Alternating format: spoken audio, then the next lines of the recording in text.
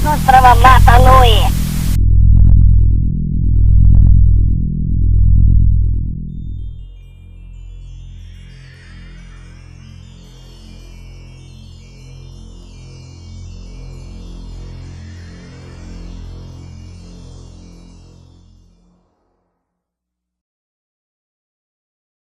In the time before time, on the mysterious island of Mata-Nui, 6 canisters washed ashore on a golden beach, and new and powerful legends were born. Wait, rewind. We were meant to go this far. The Dark Age! The Dark Age! Go back to the Dark Age! Chapter 1: Ruination. Lego, we all know its shape, its function, its innocence. The bricks we all built with at one point or another. Such a respectable toy, right? So how on earth did it have a so-called Dark Age? One that the company wants us to forget about? Well, what if I told you that there existed some unspeakable horrors, terrors rising out from the flames of a beloved company's years of financial ruin? This is the story of how Lego took a turn for the worst. Legoland waits silently in fear. The year is 1996, and Lego had made its first of many mistakes. They had just laid off many of its longest toy designers. Ones from the 70s who built Lego from the ground up. Ones who established the very simple identity of the Lego brick.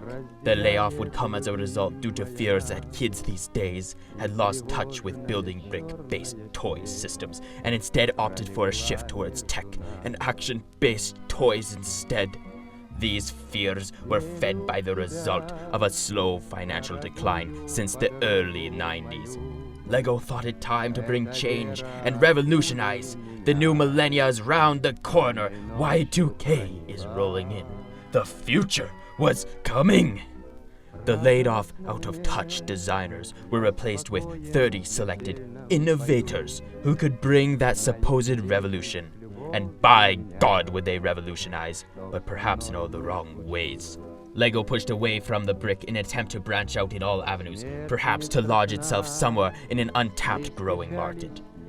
This Lego delved into transmedia, where Lego had extended itself in areas that perhaps it never should have. So much focus was put into finding a new way that Lego had come to forget the very thing that made it popular in the first place. The so-called innovators who were adopted in order to save Lego brought forth new product lines that lacked cohesiveness with the company's identity. Sets became jumbled messes that aimed for ease of building with less pieces and more specialized molds. This only came back to hurt the company, as by 1998, Lego would experience its biggest loss in history, a profit shrink of $32 million. And thus began the true spiral into the dark years that would follow. What these days would unleash are true horrors. Horrors brought forth by an ever-growing fear of bankruptcy. All of this resulted in what is a questionable shift in Lego's image. Lego was now much more than a simple brick. As a result, their underprepared venture into transmedia product lines. And thus was unleashed an explosion of all the oddities of Lego-themed products.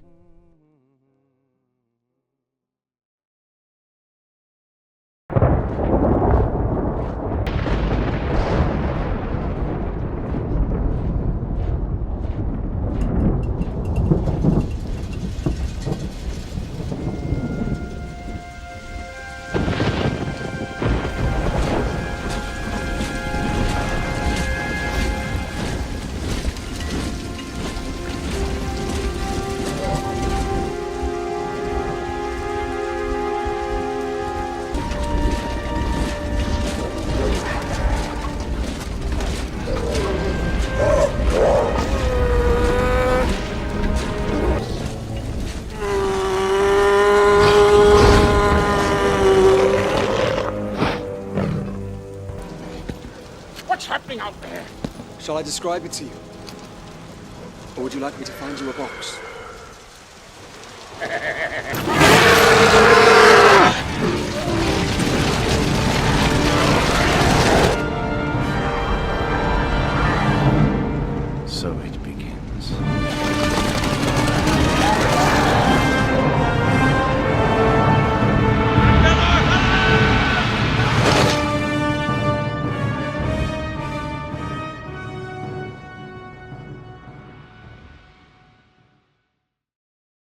This slew of straight-up unholy creations stretched LEGO across too many avenues, most of it a complete waste of time and money. Instead of focusing on the humble brick, they opted for the development of video games, digital technologies, TV shows, etc. And what they did do with their actual bricks was sometimes not even recognizable as LEGO. He saves the day using the most advanced weapon in the world, his brain.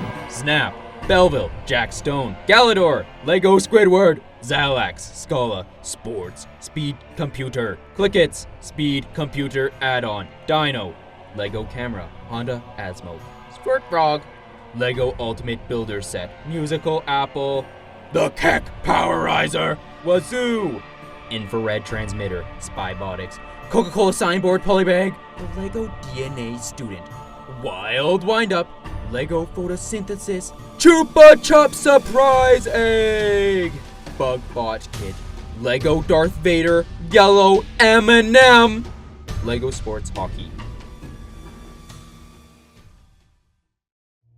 LEGO's delve into the realm of transmedia was an utter disaster, though there was one exception. Chapter 2: Revitalization.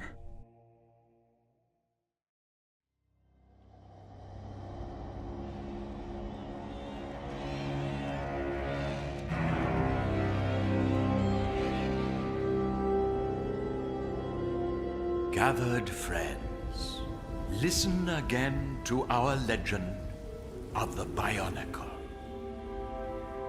In the time before time. Of all of LEGO's absurd original ideas at the time, Bionicle was the only one to successfully rally the swarms.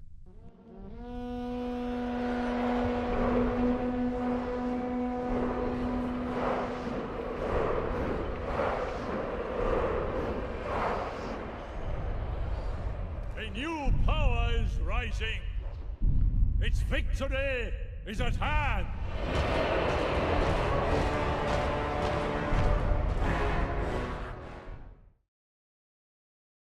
LEGO had put in an effort to introduce a constructible figure line for a multitude of years before Bionicle's debut in 2001. Slizers and Robo-Riders being examples, though they were kind of soulless and lacked any meaningful reason behind their bizarre existence. Coinciding with Bionicle was another, very experimental series which aimed to do much of the same thing as Bionicle. This was Galador, an oddity which emerged out of 2003, running alongside Bionicle. Galador as a whole was utterly bizarre, and nearly single-handedly brought LEGO to bankruptcy yet again. With two action figure lines running simultaneously, LEGO had introduced competition with itself, and the investment poured into Galador was not met with even a remote payback in sales. Even with a TV series, the promise of a video game, and the sets themselves, Galador was an immediate failure, with stores pulling them from shelves to clearance bins in a matter of months. The design of Galador itself was completely unrecognizable from LEGO at all, and the parts were so complex that just the manufacturing killed much of the company's production costs. The TV series was creepy, the video game was pushed through a series of cancellations, and the sets were too ambitious in a time where LEGO should have stayed careful in its delicate state.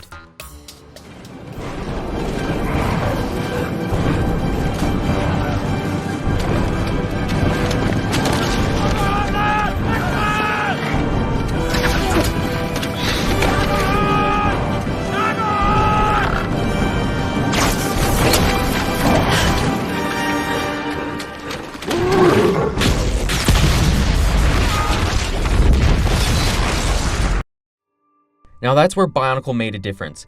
It was very calculated and careful in its design, marketing, and release. The initial distinctiveness, aesthetic, and mystery surrounding the characters and story was unmatched in a way, and it created and revitalized the LEGO fanbase. Unlike Galador, Bionicle wasn't forced down the consumer's throat. The people just wanted more. To facilitate this, Bionicle was encouraged to spread its influence into transmedia avenues. It was the toys themselves that made transmedia viable, and it didn't rely on transmedia to bring the interest to the toys. This is what LEGO should have realized back in 1996. Focus on establishing the toy first and secondary media afterwards. Bionicle began showing up everywhere. Many different mediums where fans could discover the simple yet enticing story.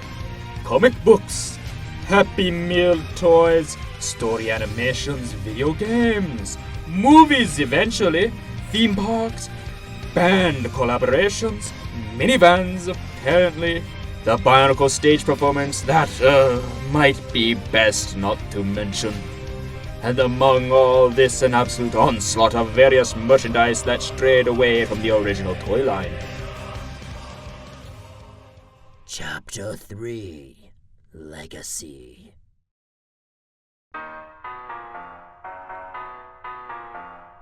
Yo, Yo, me and Jeffrey, we're still best pals. we're here, Chapter 3. Chapter 3, the Legacy. Legacy, Lego is crawling up from its dark age. Dark Age, Lego's dark age. Dark Age. Such a dark time it was.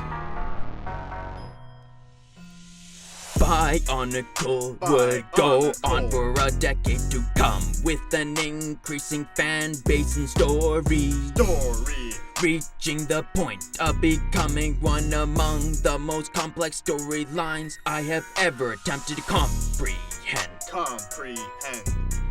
It's incredible to consider how much effort was poured into a single Lego theme to create this story that was ultimately just a tactic to sell more sets. Though that is where Bionicle excelled and realistically set a new standard for Lego as a whole. From Bionicle, Lego learned from their previous abominations and created a system involving transmedia ventures into their market stream effectively. Reflecting back within the Lego community.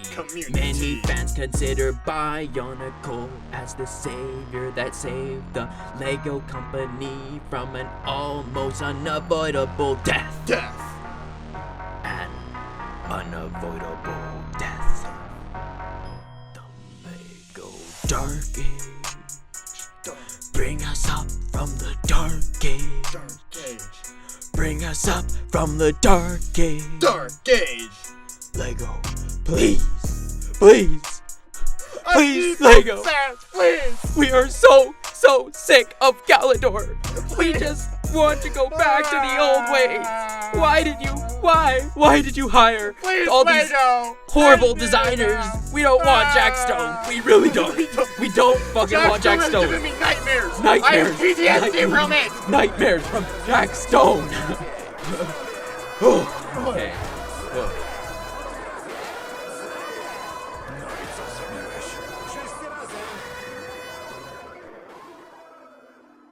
Bionicle may now be a long since retired line, though its legacy still resonates within the company today.